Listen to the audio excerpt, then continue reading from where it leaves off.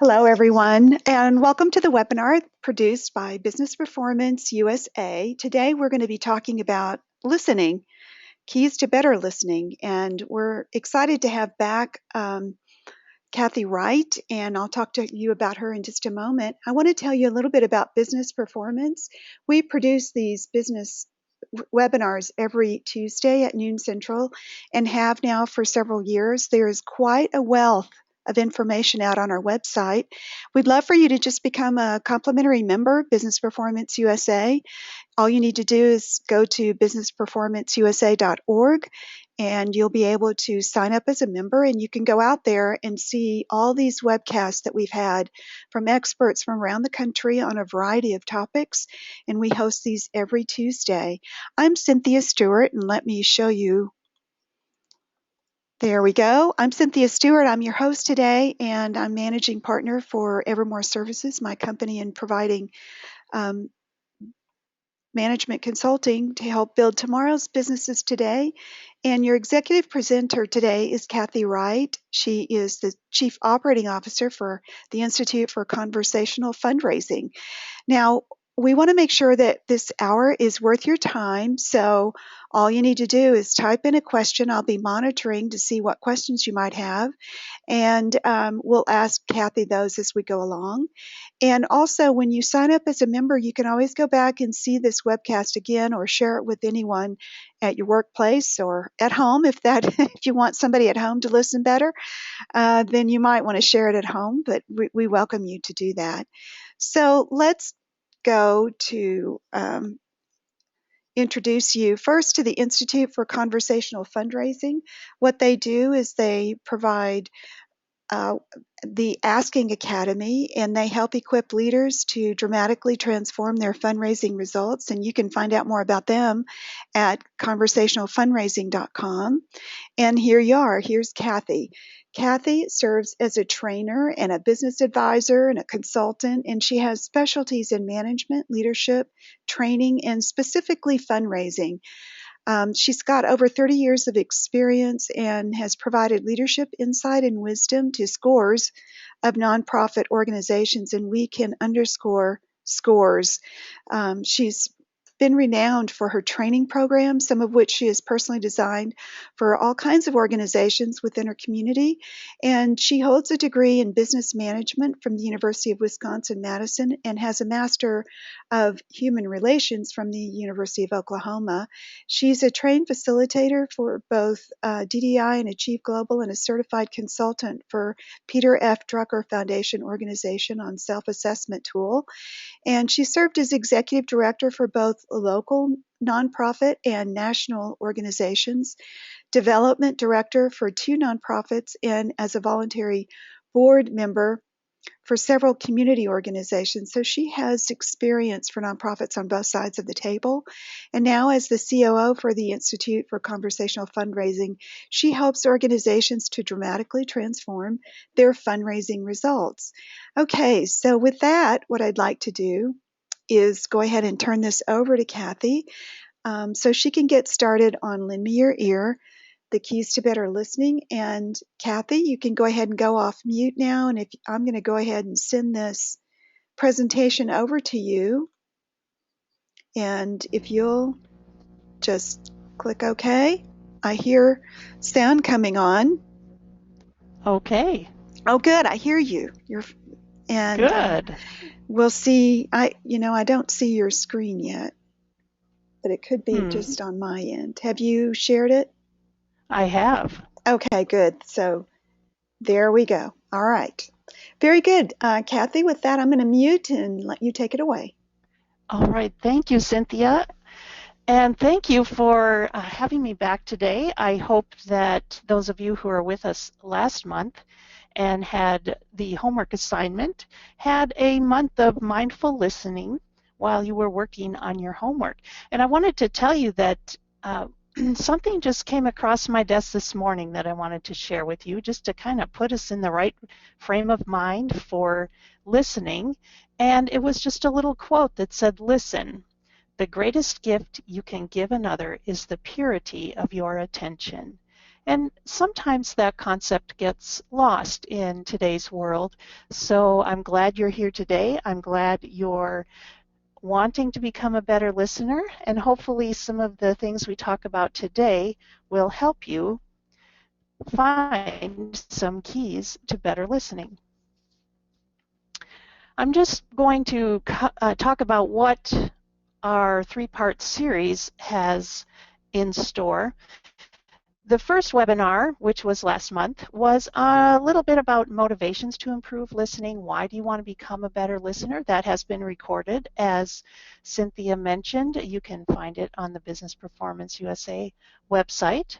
Today, we're talking about some barriers to listening and how to overcome some of those barriers. And then next week, or next month rather, we'll talk about some behaviors incorporate into your listening that will make you better. So I've kind of broken it down into different sections where you can focus on certain behaviors for a while and then focus on some other behaviors, because we're trying to change our habits and that takes some time. We can't do it in just a 30-minute webinar. We'll be doing it over time, and that's why I've broken it down and given you some time to work on things in between.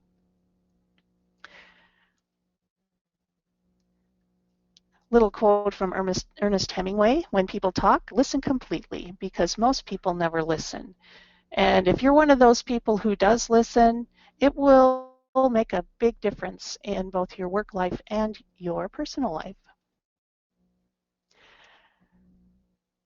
Let's look at what we talked about last time in case you're just joining us today, and just as a refresher for everyone.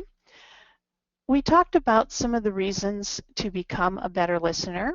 We talked about the key to retention, which has to do with both you, the student, and the subject that's being talked about. We talked that hearing is not the same as listening, that multitasking does interfere with listening. Practice will help, and then we had some homework where you were to just observe yourself and see what your current listening habits are. And so with that, Cynthia, let's go to a poll and find out how people did with their homework. Which one speaks most to what you did over the past month? And I'm more mindful of about the to times I launch listen that. well.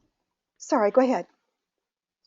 Oh, okay. I have lots of notes about times I listen poorly. I'm much better at showing interest in the person speaking, or I find it easier to be open-minded about the speaker's topic. Which one do you find speaks to you from last time? Okay, so I've launched the poll, and just select one. And we're just waiting on people to select.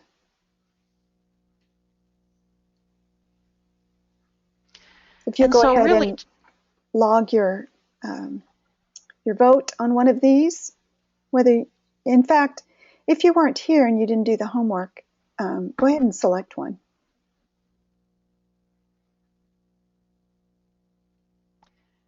All right, so we've got, I'm going to go ahead and close the poll, and folks selected the first one.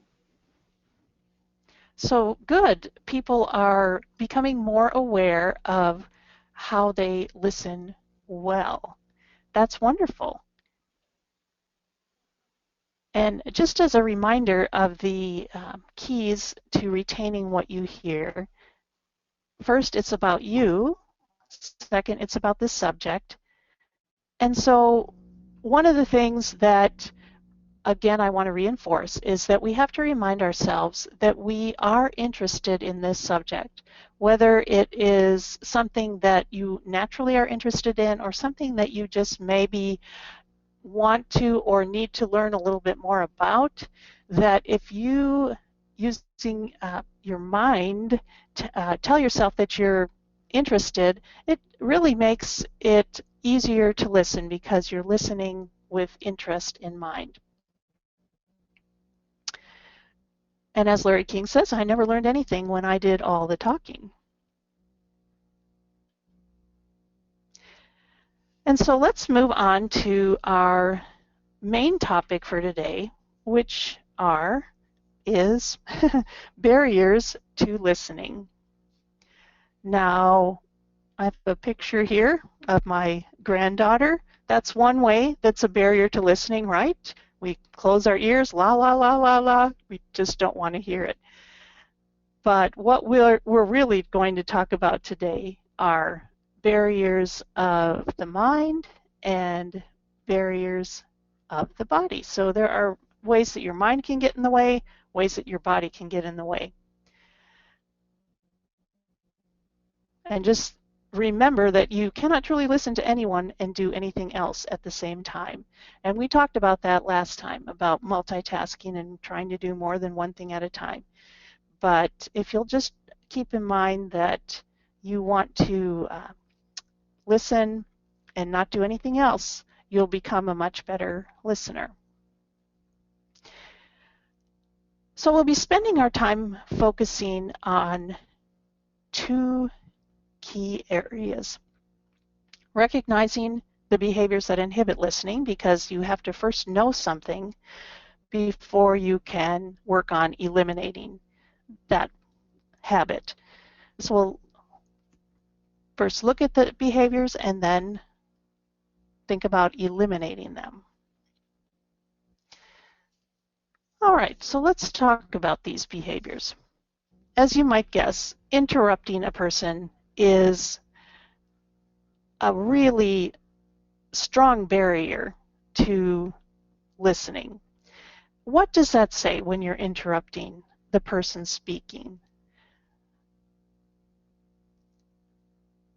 It says some things like, well, I'm more important than you are because what I have to say is the most important thing. When we interrupt a person,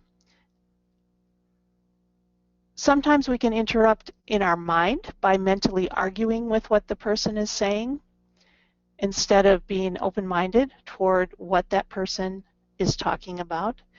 Another way that we interrupt a person speaking is maybe by changing the subject. Again, that's a message that you're sending that what you have to say is more important than what that person has to say if you just suddenly change the topic while they're speaking. My friend Bill has a tip for what he does when he asks a question and doesn't want to catch himself interrupting a speaker. He just presses his lips together and will not separate his lips until that person speaks again. So if you find yourself in the habit of interrupting or find yourself having that urge to interrupt a speaker, just press your lips together and wait until they finish speaking, and then you can talk. Hopefully,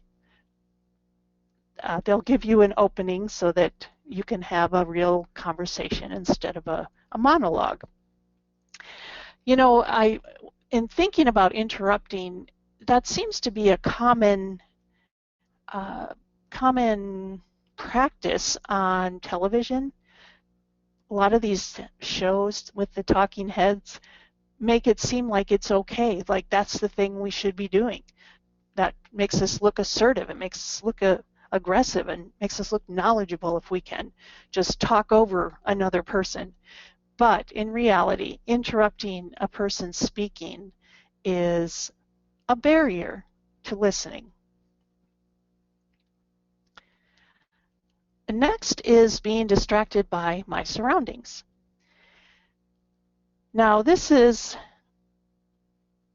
something that includes items like your phone, your laptop, your iPad. We talked about some of these things last time and actually did that multitasking exercise where I had you look at your phone and I read something, and just being distracted by those things does interrupt your listening.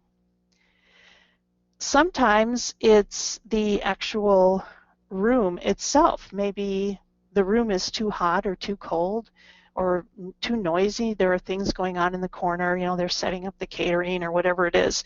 But it's easy to allow yourself to be distracted by things. Maybe there's a cute guy just walked in, or a cute girl just walked in, and suddenly your attention is elsewhere.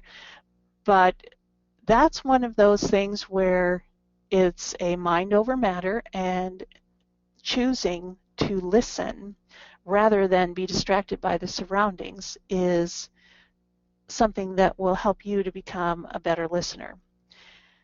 Sometimes you can be distracted by your surroundings by what I would call faking attention.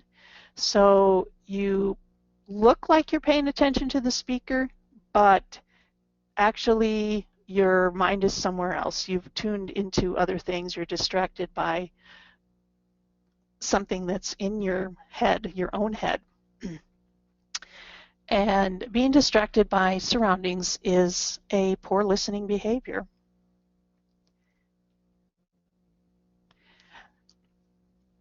Next is thinking of other things, not the message of the speaker.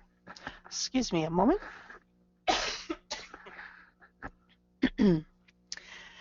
So what happens when you're thinking of other things? Well, maybe the topic is a little too boring. You're just not engaged in what the speaker has to say. Maybe the speaker themselves have some mannerisms that are having you tune out because you just can't quite focus on the message.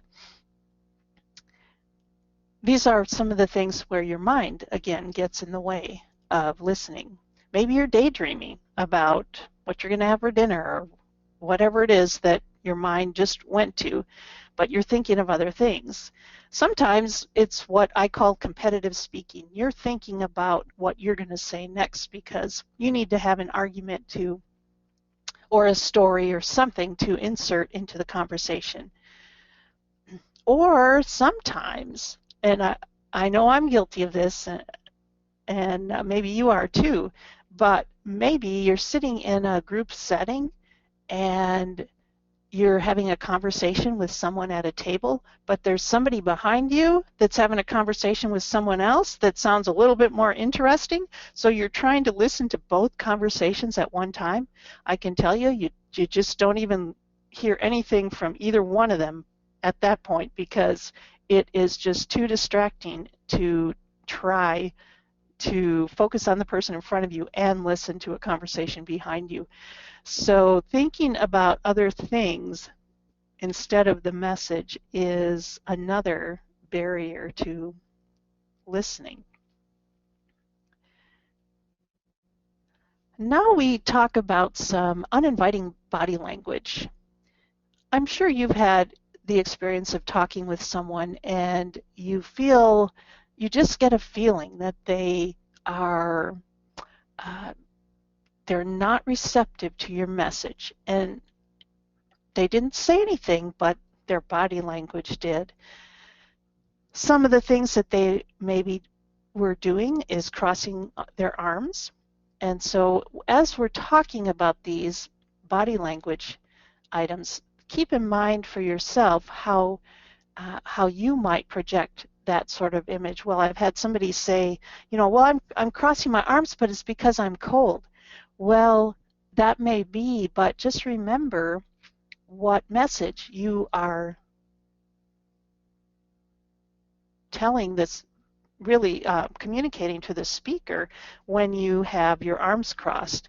And you may want to uncross them even though it's a little bit uncomfortable if you're cold, just so that you have a little bit more open look to the person who is speaking. Maybe besides crossed arms, maybe turning away from the speaker, looking down, slouching in your seat. And then one that is a little bit tricky for some people, and that is what I call being unresponsive, being having a deadpan expression. And some people have that kind of demeanor naturally, it's just because they're listening intently. But just keep in mind that from the person speaking standpoint, when you have a deadpan expression, that is communicating to them that,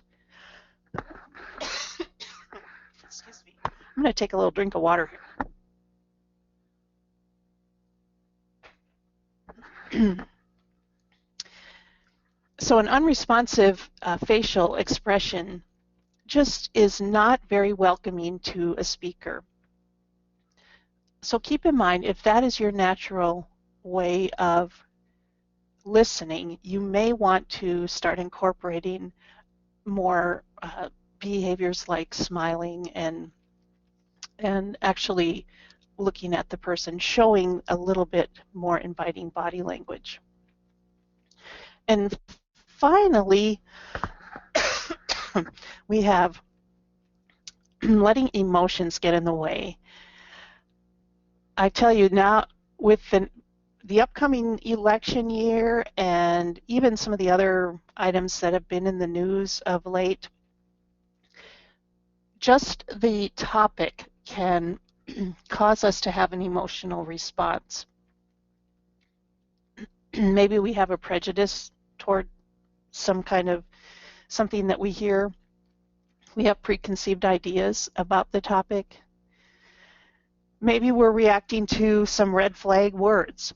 I'll give you a few words now, and just think about what your immediate response is to this word. I don't care what direction it is, but just what is your response? Climate change. Most people have a response one way or another to the word climate change. So if the speaker is talking about climate change, whether they're they believe it is true or believe it is not true, you're going to have an emotional response.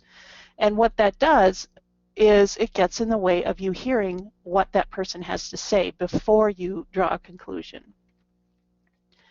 Here's another word, taxes. People generally have a response to that. Welfare, fundamentalist. And then you may want to jot down a few of your own words that have an immediate emotional reaction from you. Just so you know that if a speaker is talking and says one of those words, that you can kind of bring yourself down. Don't let your emotions flare up. Bring yourself down and listen to what the person has to say. You don't have to agree with them, but just so that your emotional response does not get in the way of the information. So those are the poor listening behaviors. And Cynthia, let's do another poll and see where people see themselves as the one that is their number one barrier. So we have interrupting, distracted by surroundings, wandering thoughts, body language, and emotional response. All righty, I'm going to launch that poll. And that'll be interesting, Kathy, to select number one. I have to say that I have all of those going on at various times, or different times usually. But I do like that emotional response. I think that might be the number one for me. It's hard to say.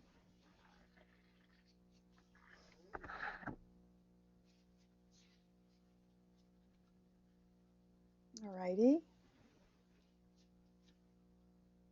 I'm going to go ahead and close the poll. And it seems that we have actually people selected different answers. We had 40% that selected number one, interrupting. We had 40% that selected wandering thoughts. And we had 20% that selected emotional response. So it was 1, 3, and 5. Okay. Well, that's good to know. Thank you, Cynthia. And what I would suggest is, as Cynthia said, all of them happen at some time or another, and I would have to agree that I myself have each one of those things happen at various times, but I would say that if you feel that one of them stands out, and we see that some people say interrupting and some say wandering thoughts, choose that one as your number one item to practice for the upcoming weeks.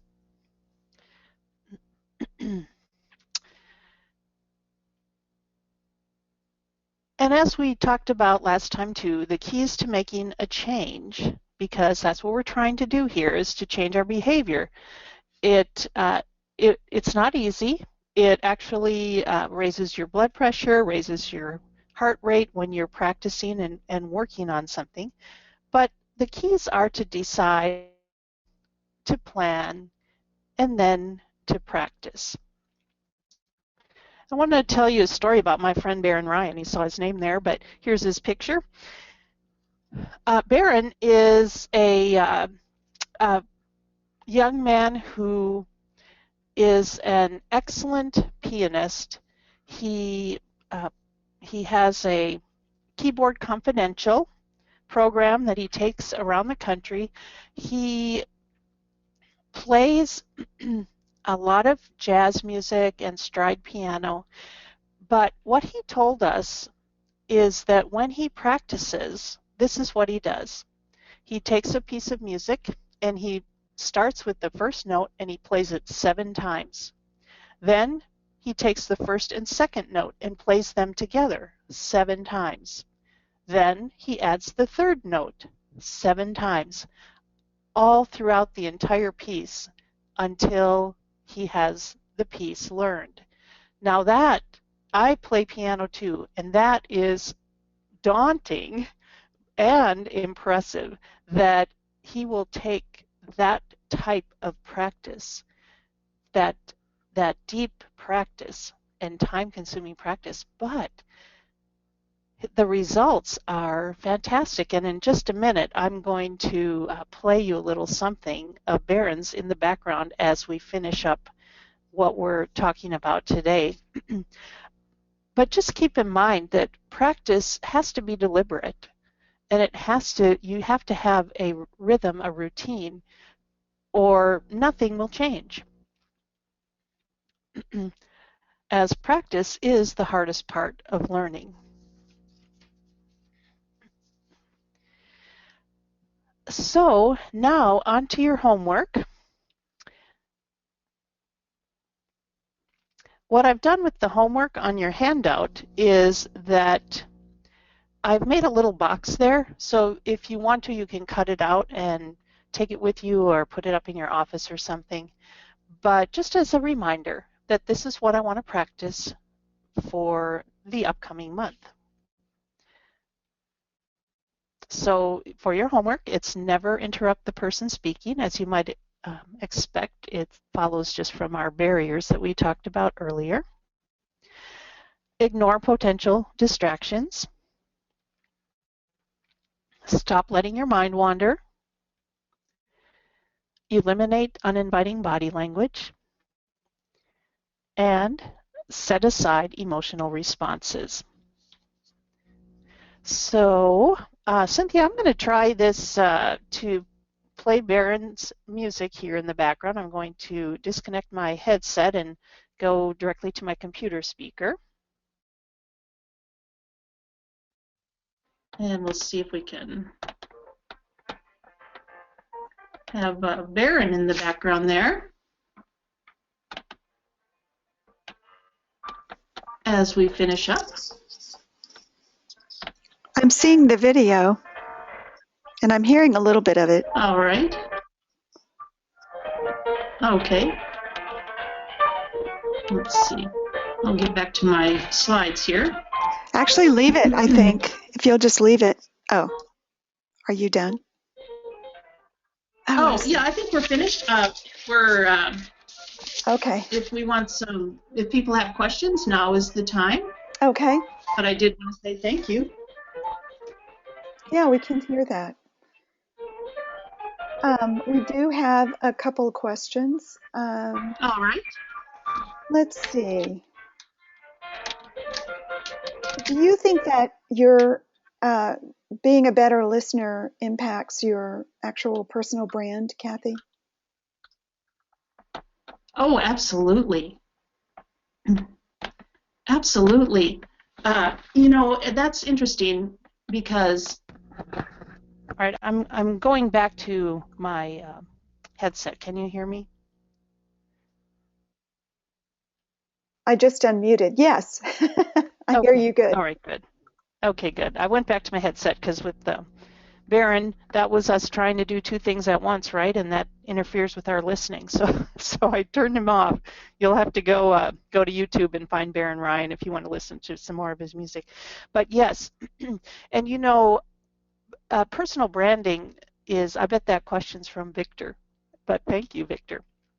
Yes, because people will recognize some of the things that make you stand out. And if you're a good listener, that's one thing. I have one friend who tells me that all the time. In fact, she tells other people about the fact that I'm a good listener. So it must be part of my image, my brand of being a good listener. So with the Institute for Conversational Fundraising too, that is one of the things that we train our people on, because if you listen to the donors as they're talking, you'll have a much better relationship with the donors, with a donor, and they feel more validated.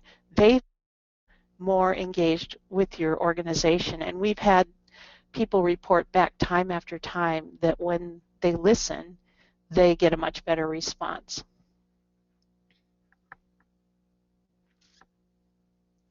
Okay, very good. And that was not from Victor, believe it or not. It was from Oh, someone well, else. Yeah. well, wonderful, But good. see, I guess Victor has he has a personal brand about personal branding, maybe. He does. He has a reputation and a personal brand about branding. That's absolutely right. Okay.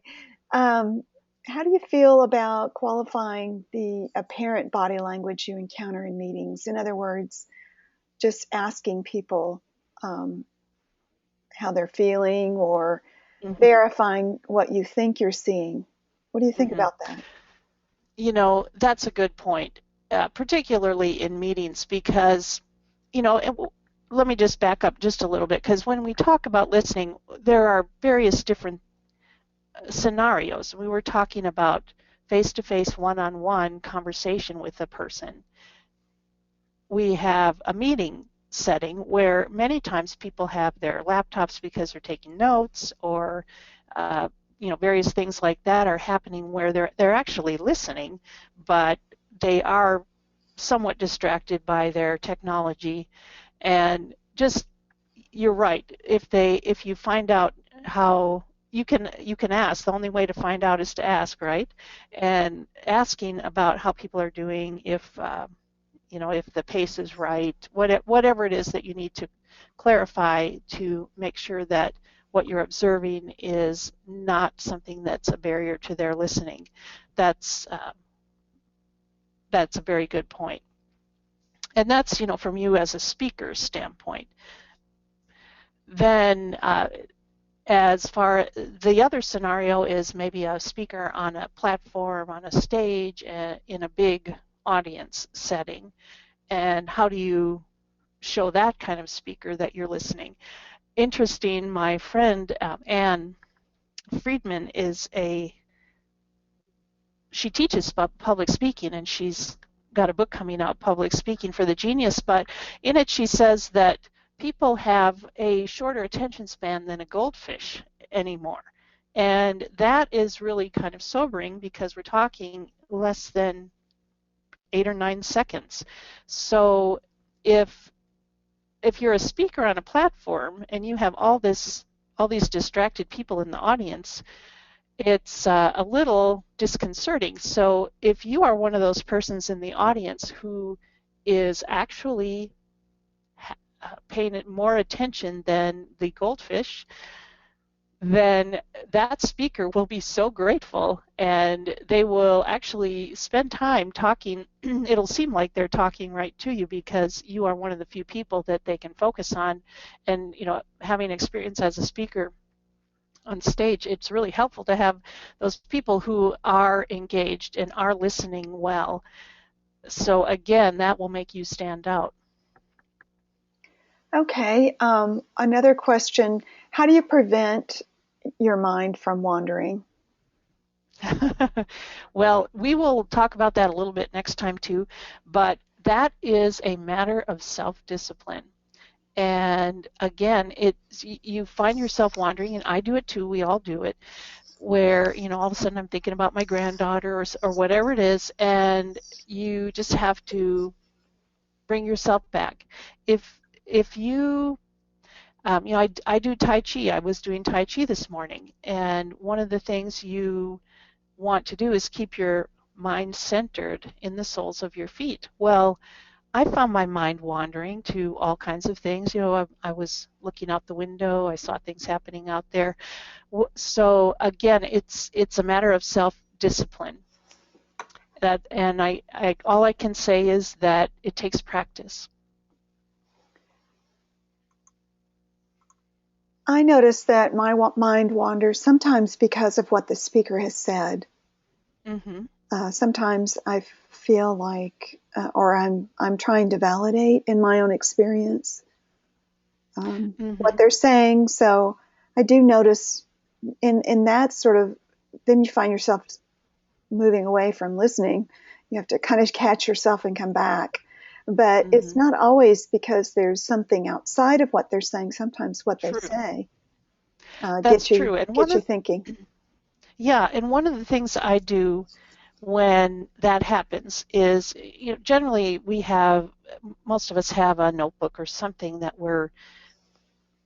we have with us, is I'll just jot down a quick note to myself of what I was thinking of, that because I want to get back to it, but I don't want it to interrupt what I'm hearing. This I'll do mostly in well, I'll do it in most settings, but particularly in settings where I'm talking with one-on-one with a person, and I don't want my mind to be interrupted from that conversation. But what they said made me think of something that I wanted to talk with them later, or I wanted to think about later. So just jot yourself a little note, and then you can let it go and come back into the conversation. Yeah, I know that I remember better. I say I don't have auditory memory. Mm-hmm. I have some, but it really is enhanced by taking notes. And I Mm-hmm. usually do that on a pad of paper, but have been trying to get myself to do it on, on a laptop or an iPad or something like that, or even on my phone. And I've Mm-hmm. noticed in meetings more and more people pulling out their phones, and if you ask them what they're doing, you think they're texting, but it come to find out they're taking notes on the speaker. They're taking notes. Yeah. Mm-hmm. So Yes, I've it's noticed that too more yeah, and more. Mm-hmm. yeah, more and more use of electronics. So okay, so Right. do So, you we may have to modify our own thoughts over time about how does listening happen, and how is it reinforced. The whole idea of don't look down at your phone, well, if that's the way you are listening and taking notes, then we need to change our thoughts about that. So I'm just all I'm saying is that over time, I think that some of these behaviors will become a little more acceptable as people are more aware of how people are using technology in their everyday life. yeah. Do you find effective listening sometimes begins with asking a question? So ask a question, listen well, expand on the answer so the other party can Oh, clarify their message. oh, absolutely. And again, we'll talk about some things next time about adding in, but that is one of them, is asking some clarifying questions, or just having some questions. Say you're going to a networking event, or you're going to a wedding, just a place where you might be meeting some people that you hadn't met before, is to equip yourself with some interesting questions to start asking people. That'll give you a great opportunity to practice your listening and to get to know someone better. So yes, absolutely, questions are a big part of communication and listening. Okay. Then that comes to the end of all the different questions that we've had submitted. Love to see that level of engagement, folks. Thanks for typing in your questions and great answers. And it sounds like that we better come next time so we can hear more of the story. The rest of the story, I guess, is in webinar number 3. And that one takes place on December the 15th. And we'll be sending out notices, of course, to invite you back. And here you go. Have a wonderful month working on your questions. Thank you, Kathy. I guess we're going to go ahead and talk about next week's webinar now. November 18th is already upon us, and then a short week after that, here we are at Thanksgiving. Well, we're going to bring back Mary Putnam, Design Your Site, and she's going to be talking about website conversion. So we've had a series with her.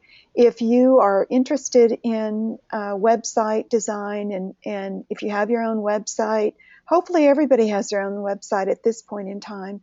It's a great place to reveal a resume if you're in the job hunt, to reveal writings if you're a writer or an artist, or recordings or things like that. Mary Putnam she's been in the business of designing websites for about 17 years now, and she really knows her SEO and her search engine optimization, and really knows how to design websites to get more and more visitors and to convert those visitors. And she's going to talk more about converting visitors on the next webinar next week. And then you can come back for Kathy just to repeat that again, December the 15th. We welcome you to go out and hear more from Kathy at Conversational Fundraising on her website there. As she's the Chief Operating Officer and has a partner, Kent Stroman, who's also done webinars for us, and all of what they do is really excellent. We love hosting them on our webinars. Also, come be a member if you're not one already, and feel free to access our incredible resources for free while it lasts. Okay, thanks for being here today, folks. And with that, I'm going to go ahead and end the webinar. We appreciate your attentiveness and your participation in the polls and all your questions, and look forward to hosting you back. Take care. Go out and make it a great week. Thank you, Kathy. Bye, Cynthia. Thank you.